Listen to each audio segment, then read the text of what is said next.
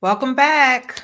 This week, we are talking about how to survive the holidays relationally. Yeah, I know this can be a big one for a multitude of reasons.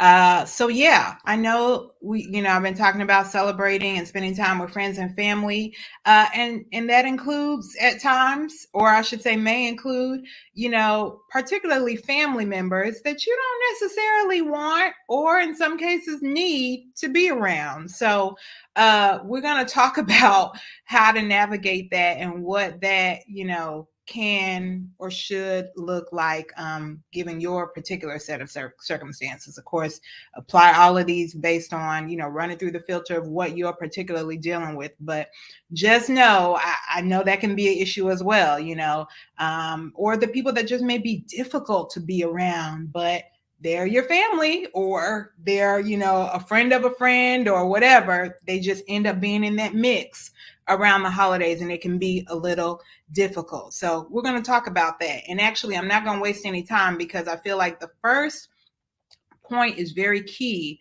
when it comes to, dealing with those, what we could either call difficult or extra grace required people. Okay. So the first thing I would say is set and enforce boundaries. All right. Now I have to say enforce as well, because I feel like probably over the last few years, we've gotten really good at, or hearing, I should say, the phrase of setting boundaries is very key.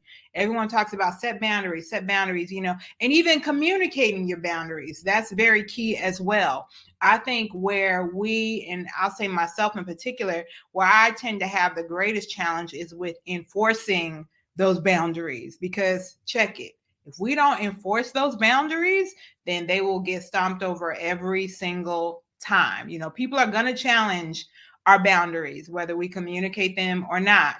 People are going to challenge them. It's what we do when they're challenged that matters the most. Okay, so let's start with what some healthy boundaries could look like. And this is whether you're dealing with difficult people or extra grace required people or not. Could be just to maintain, like what we talked about earlier, just what it takes to maintain your own mental and emotional health. You may have to set some boundaries. So some boundaries that may need to be set: time limitations. Okay, if you have an event that you are planning to attend, okay, you may need to say, all right, I am only going to be at this event until 10 o'clock because I have to get up early the next morning, or just because I don't want to, the later it gets, the drunker people may get. And so people start turning up at a certain time, and I don't necessarily need to be in that environment, whatever it looks like. Okay, time limitations, that could be a boundary. If you're dealing with a difficult or extra grace required person, it could be a location boundary or a setting environment boundary where, okay, I am only going to engage with this person in a public setting, for my own safety, or my own wellness, or I'm only going to engage with this person in a group setting, not a one-on-one setting.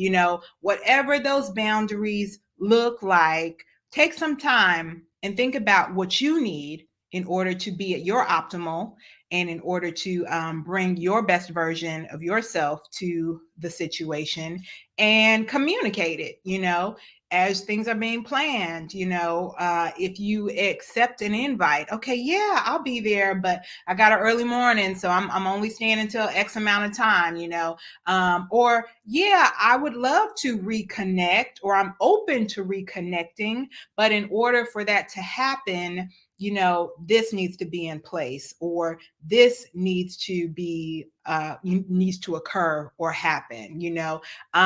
So don't be afraid to communicate what those boundaries are. And then, of course, to enforce them, even if it's holding your own self accountable. I got to get up early in the morning, but I said I'm leaving at 10. It's 10:15. I need to roll. I need to bounce. It's like whatever you need to do. So all that to say, don't be afraid to enforce those boundaries. You actually have to in order for them to be respected. And if and when someone oversteps those boundaries, don't be afraid to remove yourself from that situation, from that scenario, and say, hey, I'm no longer feeling comfortable. Let's connect at another time, or over the phone, or write me a letter, send me an email, whatever. I don't want you to feel like you have to accommodate people on their terms.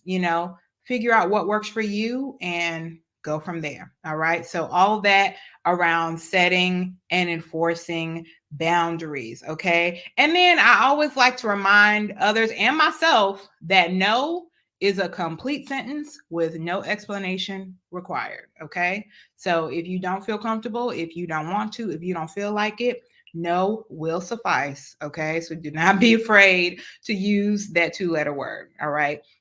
The next thing that I want to talk about is extending grace. We talked about giving ourselves grace, but others need grace as well, So this means showing compassion. This means, practicing empathy or exercising empathy. This means extending forgiveness, whatever, I should say, steps need to be taken in order to have a healthy interaction with someone. Just like, in previous videos, I said, no one's perfect. This includes those people that may be getting on our last nerves, or those that may have hurt us tremendously. It doesn't excuse the hurt or the pain that they've caused, but it does help us to hopefully see from a lens of, okay, hurt people hurt people. So, just as what trauma they've caused me is extensive, they themselves may be going through something that's extensive as well. Again, it does not excuse what has been done to you. So I'm not giving them an out in that regard, but I am saying that it is appropriate to see people through a lens of grace just as much as we want to be seen through a lens of grace. Okay, and all of that can be done within the confines of setting and enforcing healthy boundaries. Again, you do not have to put yourself in positions where someone is in a position to hurt you again, physically, mentally, emotionally. They don't have to be in that position. So you really need to determine what those boundaries look like from the onset. And then from that position, be open and willing to show compassion, practice empathy, and exercise forgiveness. Okay. So all that to say, I know surviving the holidays relationally can be a lot. And again, I'll give another disclaimer here. I am not a therapist. I am not a counselor. I go to one and I hear some of these tips I've gotten from that and just from life in general. But all that to say, like, we can survive the holidays relationally in a healthy way. And hopefully these are some tips to help with that. Again, if you are a counselor or a therapist and you're listening to this and you want to contribute to the conversation, feel free to put something in the chat and share with our audience as well. But I hope these 2 tips, and I'll review them again. Number 1, setting and enforcing boundaries. And then number 2, extending grace can help on your journey to surviving the holidays relationally. All right, that's all for now, y'all. I'll see you next time.